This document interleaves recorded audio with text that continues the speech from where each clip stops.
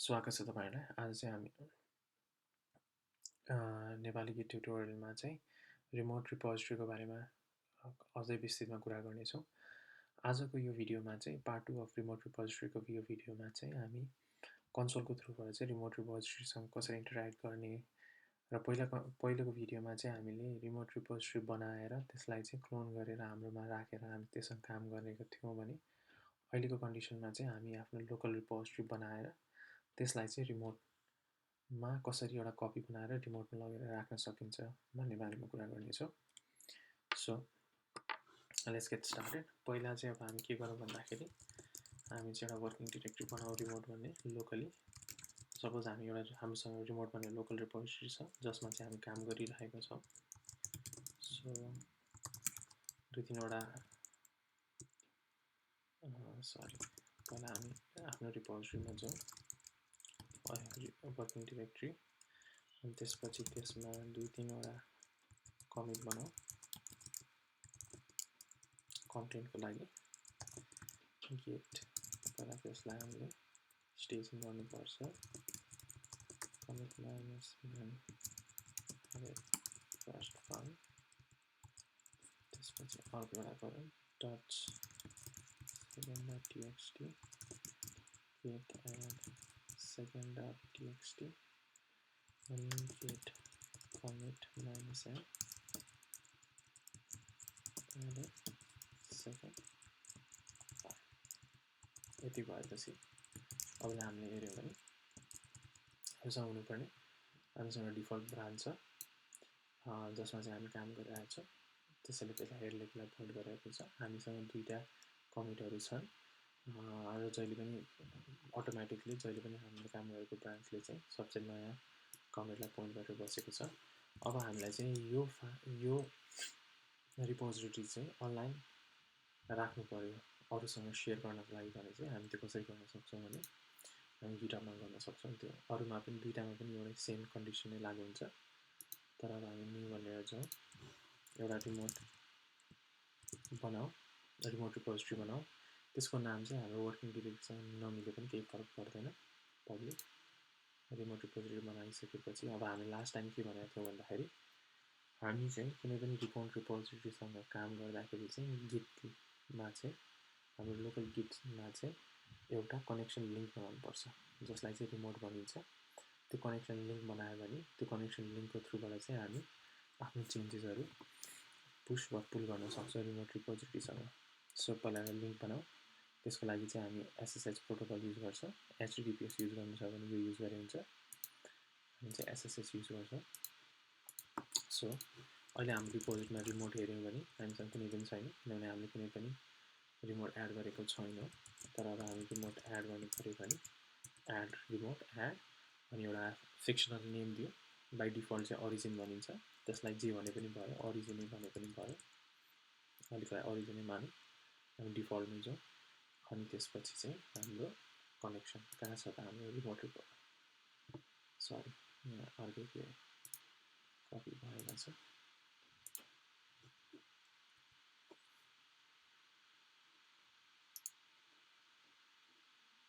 Paste है, त्यो गरेपछि अब यो चाहिँ हामीले हेऱ्यौँ भने हामीसँग चाहिँ हाम्रो रिमोट सेटअप भयो। त्यसको नाम ओरिजिन हो। अब हामीसँग एउटा मात्र ब्रान्च छ। सो हामीले चाहिँ के गर्छौँ भने त्यो ब्रान्चलाई चाहिँ माथि पुश गर्न सक्छौँ र त्यो ब्रान्च सँगसँगै चाहिँ हामीसँग भएको त्यो ब्रान्चमा भएको कमिटहरू पनि माथि गएर पुश हुन्छ हैन। सो अब हामीले चाहिँ के गर्न सक्छौँ भने गिट पुश गर्न सक्छौँ। हामीसँग पहिला यो कहिले पनि ब्रान्च माथि नभएको कारणले चाहिँ माथि पनि यो ब्रान्च बनाइदियो भनेर भन्नको लागि सेट अपस्ट्रिम भन्छौँ। कुन चाहिँ लिङ्कको थ्रुबाट भन्दाखेरि हाम्रो रिमोटको नाम चाहिँ यो ओरिजिन हो हैन। अनि त्यसपछि हामी कुन चाहिँ ब्रान्च मास्टर, अब यसले चाहिँ के गर्छ मास्टरलाई मास्टरको नाम बनाउँछ। हामीले मेन भन्यो भने सरी मेन भन्नु हामीले मास्टरलाई मास्टर भनेर पुश गर्यो भने त्यसले चाहिँ पुश गरिदिन्छ। सो हामीले चाहिँ के गर्यो भने अब चाहिँ हामीले यहाँ गएर हेऱ्यो भने सो अब हामीले चाहिँ के देख्छौँ भन्दाखेरि हाम्रो दुईटा कमिट चाहिँ हामीले पुश गऱ्यौँ। अब हामीले दुईटा कमिटहरु सबै म्याच गरेर हेर्यो भने चाहिँ यो कमिटको यहाँ ह्याशबाट म्याच गर्न सक्छौं D795 BEA र हामीले गिट लग गरेर हेर्यो भने सेम त्यही हुन्छ BEA D795 अब चाहिँ यो हामीले चाहिँ रिमोट कनेक्सन सेटअप गर्दाखेरि चाहिँ के गर्छ भन्दाखेरि हाम्रो त्यो रिमोटको नाम जे हो र रिमोटको ब्रान्चहरुको मा चाहिँ एउटा नयाँ ब्रान्च बनाइदिन्छ र यो ब्रान्चले चाहिँ हाम्रो रिमोट रिपोजिटरीको ब्रान्चसँग म्याच भएर बस्छ र यो चाहिँ हाम्रो लोकल ब्रान्च हो हैन सो अब हामीले चाहिँ के गर्न सक्छौं भन्दाखेरि चाहिँ यो दुईटा ब्रान्चको थ्रुबाट इन्टरैक्ट गर्न सक्छौं अब त्यो हाम्रो रिमोट हामीले चेन्जेसहरु अब कुनै पनि चेन्जेसहरु पुश गर्यो भने चाहिँ हामी यो ब्रान्चमा चेन्जेसहरु पुश गर्छौं हामीले त्यो पुश गर्दाखेरि मास्टर नै गर्यो भने चाहिँ अरु पनि ब्रान्च छन् भने अरु ब्रान्चमा हुन्छ origin/अरु ब्रान्चको नाममा हुन्छ र हामीले पुल गर्दाखेरि चाहिँ यो ओरिजिन मास्टरमा जे छ माथि त्यो लिएर आएर यसले चाहिँ हाम्रो मास्टरसँग जोडिदिन्छ यो जोड्नुको मेन रिजन चाहिँ के भन्दाखेरि हामीले पुश गर्दाखेरि चाहिँ हाम्रो लोकल मास्टरलाई चाहिँ ओरिजिनको मास्टरसँग चाहिँ रेफरेन्समा राखिदिएको भएको कारणले यो दुईटा चाहिँ ह्यान्ड इन ह्यान्ड सँगसँगै जान्छ हामीले पुश र पुल गर्दाखेरि अरु ब्रान्च भएको भए त्यसरी नै अरु ब्रान्च हुन्थ्यो फर एक्जाम्पल हामीले नयाँ ब्रान्च बनाउँ गिट ब्रान्च नयाँ भनेर बनाऊ गिट सेटअप नयाँ गरौँ अब हामी त्यसमा गएपछि सेम त्यही हो गिट पुश गर्न सक्छौं सेट अपस्ट्रिममा त्यो ब्रान्च बनाऊ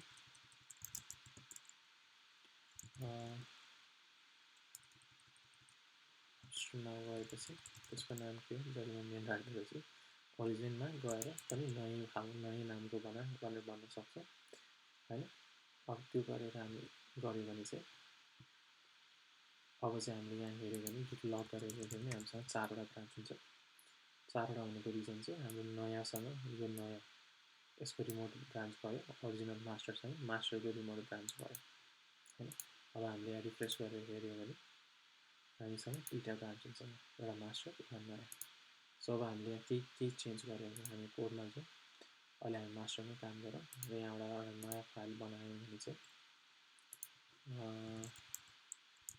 फाइल नेम 1txt भनेर फाइल बनायौँ सो कन्टेन्ट केही लेख्दैन created a file in remote repo भनेर कमेन्ट गरिदिउँ यसले स्टेज र कमेन्ट दिएको चाहिँ गरिदिन्छ अब चाहिँ हामीसँग यसमा तीनटा कमिट छ यहाँ गरे हेर्यो भने तर अब हाम्रो लोकल ब्रान्चमा चाहिँ गिट लग गरेर हेर्यो भने दुईटा मात्र कमिट छ सो त्यो भएको कारणले हाम्रो स्टेटस गरेर हेर्यो भने हाम्रो ओरिजिन नयाँ चाहिँ किनभने हामीले मास्टरमा चेन्ज गरेको अहिले हामी ओरिजिन नयाँमा रहेछौँ हैन सो अब हामी मास्टरमा गएर हेर्यो भने चाहिँ र गिट स्टेटस गर्यौं भने यो branch is up to date with origin master भन्छ किनभने यससँग अझै पनि कनेक्सन गरेर थाहा छैन अब हामी चाहिँ गिट फेच गरेर चाहिँ ओरिजिन मास्टरको के छ अवस्था लिएर आइज भनेर भन्न सक्छौं गिट फेच मास्टर गरौँ सरी यो लिंकको नाम दिनु पर्यो ओरिजिन मास्टरलाई फेच गरौँ अब फेच गरेर गिट स्टेटस गरेर हेर्यो भने चाहिँ अब यसले चाहिँ के भन्छ भन्दाखेरि हामी चाहिँ ओरिजिन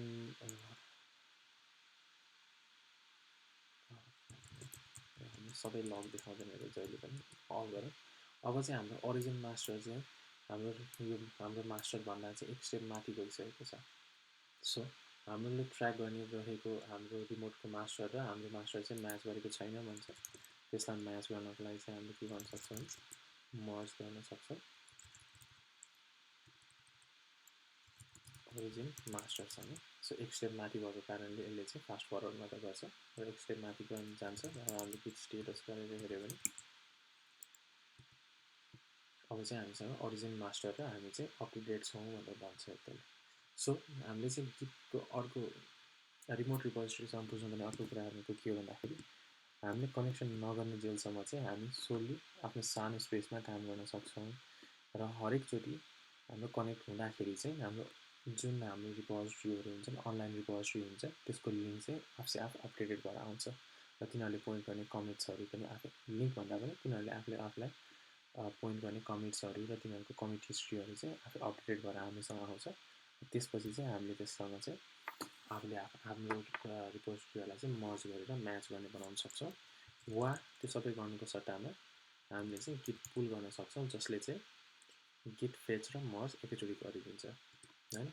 सो फर इक्जाम्पल अहिले त हामीसँग केही पनि छैन, फेरि यहाँ मास्टरमा गएर अझै एउटा के गरौँ, अझै एउटा फाइल गरौँ। सो pool.txt भन्ने फाइल बनाऊ, कन्टेन्ट केही नहालौँ,